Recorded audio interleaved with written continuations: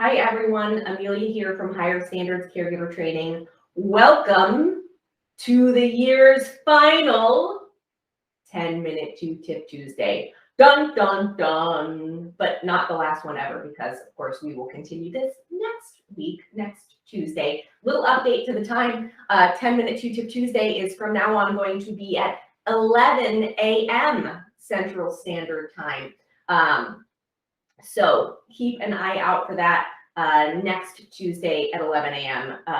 Central Standard Time for your first of the year 10-minute 2-tip Tuesday. Okay, so before we get started, as always, this is for educational purposes only, y'all. If anything that I say reminds you of someone that you know that you think needs to talk with or be assessed by a licensed healthcare provider, then please make sure that that person gets assessed, evaluated, treated, whatever they need by that licensed healthcare provider. This is for educational purposes only. Okay, so here we are, last 10-minute Tuesday of the year, 10-minute 2-tip Tuesday of the year. I've got Kitty here. She might have something to say. I'm in my Ted Lasso, football is life shirt because I mean, what better way to keep you focused and have a good time during the day? We always like to do that here at Higher Standards Caregiver Training. And the first tip, as always, is for caregivers. This one, we're going back to basics again. This is one of the most foundational things that I've taught for fall prevention. For both caregivers and honestly for non-caregivers for forever. In fact, I have no idea how many times I've delivered this kind of education over the years to clients and caregivers and other professionals that I was educating on fall prevention. Probably, I don't know, it's certainly been in the thousands for sure. But so specifically what we're going to be talking about is nighttime fall prevention. And as I'm sure most of the people who are watching this now know, nighttime is a big time for falls. And there are lots of different reasons for that, right? When you wake up in the middle of the night, you're not fully oriented, you know, you're kind of groggy, you're not totally with it. That is true for everyone. It can be especially true for people who might have a baseline level of confusion or cognitive impairment, depending on what that is. You know, it's dark when you wake up, so you might not be able to see everything.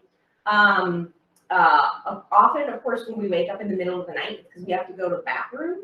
And so sometimes there can be a sense of urgency to get up and get to the bathroom. And anytime we're in a rush, that always increases fall risk. And of course, when you've been laying down and you go from laying down to sitting up, then you know, the blood rushes down from your head, and that can increase the likelihood that you're going to fall too. So really, in many ways, this is what I call like a perfect storm for fall risk. And there are a ton of different methods that really can be used in combination to significantly decrease fall risk at nighttime. But as we only have 10 minutes, we're just going to go over one of them right now. And this seems so simple, but honestly, it can have a really huge effect. And actually what I'm going to be talking about is lighting. We really need to make sure that there is a way for either the person who's getting up to use the restroom, or if there's a caregiver there in the room for them, that there is a safe and easy way to turn on a light so that everyone can see. We want to think about that lighting, you know, not being so bright and glaring that it's going to cause actually issues with actually being able to see, but we need it to provide enough light that we can clearly see the items that we're going to need and any obstacles that might be around us in our environment. There are, of course, automatic night lights that can work really great for that, like motion sensor night lights. You know, simply having a good bedside lamp that's within reach. Heck, back in the day, the clapper, right? I actually have no experience using the clapper, so I have no idea if it actually works well at all or not, but the idea, the kind of premise is sound, right? That we want to be able to turn on a light safely without having to stumble and fumble around in the dark. And whether you are the person who's actually getting up, or even if you are the caregiver who's assisting that person up, you need light too. There's a good chance, especially if you're a family caregiver, you know, if you're a professional caregiver, then of course you're awake, you're alert, they're you know, ready to meet the needs of your client. But if you're a family caregiver, maybe you're trying to get some sleep too. So you might not be 100% awake or fully oriented to everything that's going on. So having adequate lighting is one of the most powerful tools that we can use for fall prevention at nighttime. And as I said, you know, that's one piece of the puzzle. Nighttime fall prevention is something that I've been discussing extensively with my clients during live trainings recently. So this is just one piece of the puzzle, but it is an important piece of the puzzle that I wanted to share with you today here on 10 Minute Tip Tuesday. Okay, on to the next tip, which of course, as always, is for caregiving organizations. So we've been talking a lot the last few Tuesdays about goal setting, reflection at the end of the year, and you know, now is still a really good time to be doing all of those things.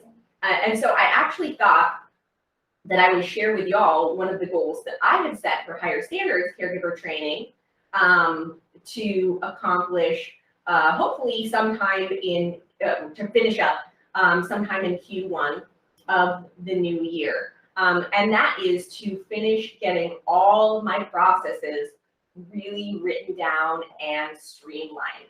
And there are so many good reasons to do that. One, because as I am bringing more people into business, it allows me to split people into roles and give them really clear guidelines and expectations of exactly how to do what I need them to do in order to make sure that my clients continue to have a really, really high quality experience.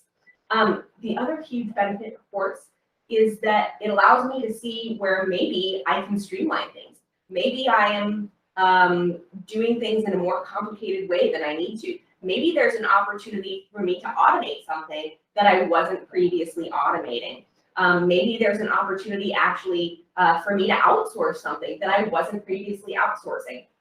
And all of these things, the more streamlined that we can make our businesses, the more streamlined we can make our organizations, that means that we can put more time and energy into focusing on really, really achieving our mission and our goals, which of course for me at Higher Standards Caregiver Training is to provide the best quality caregiver training program around. And really, truly, I know it sounds nuts, but my goal is absolutely to revolutionize how we care for people by providing the best quality caregiver training in the world.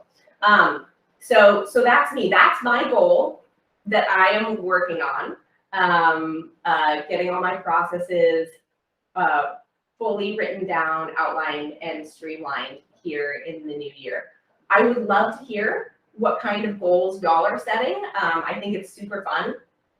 The only thing that I like as much as being a therapist and being an educator is actually business stuff, because it's just so fun to solve all these problems and work it out. So if you have a goal that you're working on, you want to share, definitely let me know. You know, reply to the post, put in a comment, send me a message, whatever you want to do. I'm jazzed to hear about all that stuff all the time. Okay. One more quick item of business here, besides the fact that we are moving 10 Minute Tip Tuesday to 11 a.m. Central Standard Time every Tuesday starting in the new year. Also want to let you know, got a lot of cool educational webinars and events, some live discussions coming up in the new year. So keep an eye out for all of those things coming. I've got some new tools that are coming out to help business owners look at their training practices and processes and make sure that they are as good as they can possibly be, the best that they can possibly be. So keep an eye out for all of that coming at you. I'm super excited to start sharing it with you ASAP in the new year. Until next Tuesday, until next year, y'all, please have a happy and healthy new year. I wish you all the best in the world, and I will see you next year. Bye, y'all.